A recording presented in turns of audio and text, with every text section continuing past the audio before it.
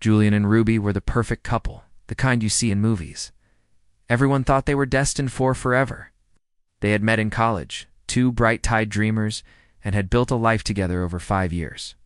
Julian, a talented architect, was meticulous and thoughtful. He planned their dates, remembered every anniversary, and was saving up for the perfect ring. Ruby, a free-spirited artist, was his vibrant counterpart, filling their shared apartment with color, laughter, and beautiful paintings. To Julian, their love story was a masterpiece in progress. He trusted her completely, believed in their shared future, and couldn't imagine his life without her. But love, sometimes, has a way of showing you its darkest corners when you least expect it. Julian had been working tirelessly on a major project, a competition that could make or break his career. He poured his heart and soul into his designs for a new community arts center, a project he felt was made for him. He spent countless late nights at his drafting table, fueled by coffee and Ruby's encouragement. She would bring him snacks, massage his tired shoulders, and tell him how proud she was. He shared every detail with her, every innovative idea, every unique structural concept. She was his confidant, his muse, his biggest supporter, or so he thought. The submission deadline was approaching, and Julian was confident. His design was revolutionary, a blend of sustainable materials and community-focused spaces that he knew would stand out. The day the competition results were announced, Julian's world shattered. He didn't win. He didn't even get an honorable mention. He was confused and heartbroken. He looked up the winning entry online. A cold dread washed over him as he saw the design.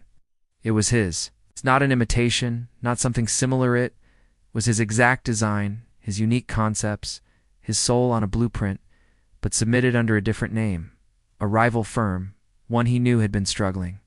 How was this possible? He had guarded his work so carefully. The only person who had seen every detail, every sketch, every revision, was Ruby.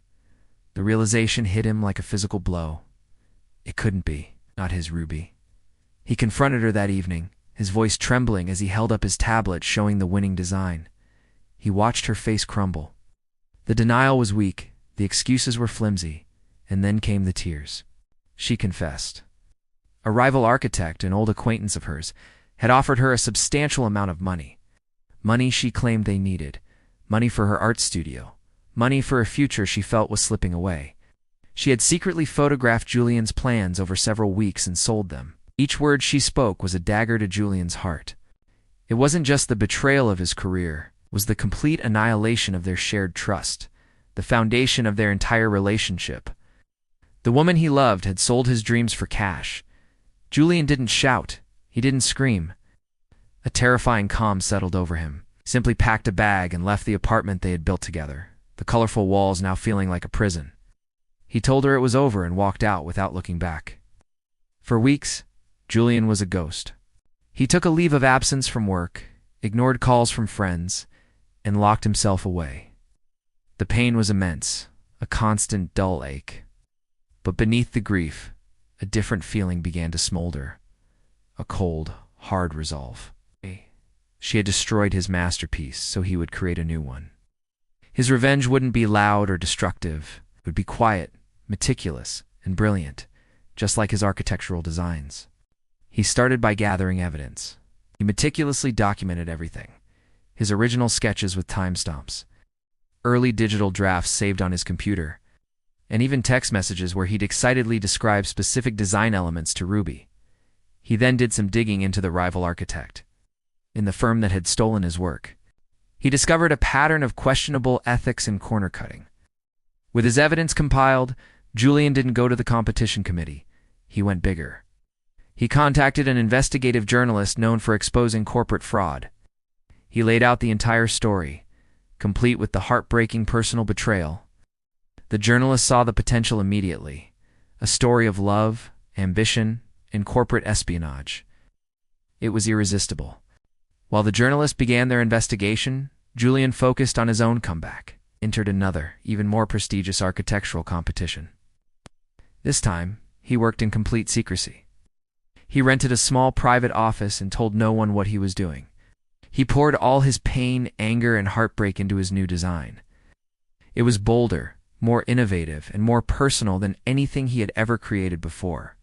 He was designing not just a building, but a statement of his resilience. He was rebuilding his career from the ashes of his past relationship, one perfect line at a time.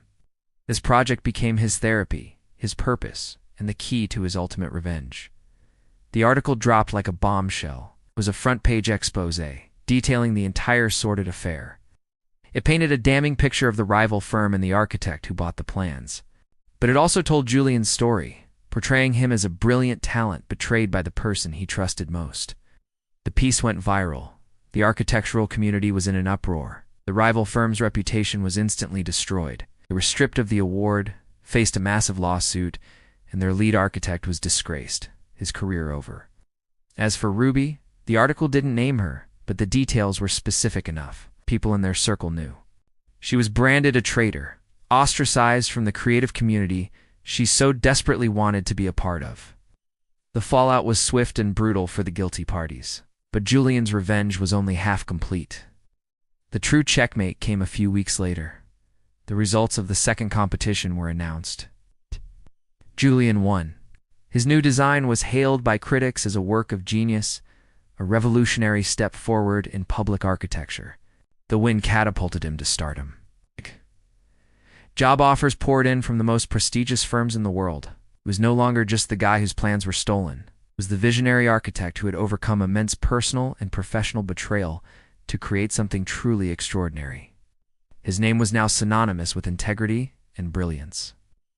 In the end, Julian got everything he ever wanted, but not in the way he had imagined. He had a thriving career, respect from his peers, and the freedom to build his own future. He never saw Ruby again, but he heard through mutual friends that she had left the city, her artistic dreams in tatters. His revenge wasn't in her downfall, but in his own spectacular rise. He had taken the rubble of a broken heart and a stolen dream and built an empire. Julian learned the hardest lesson of all.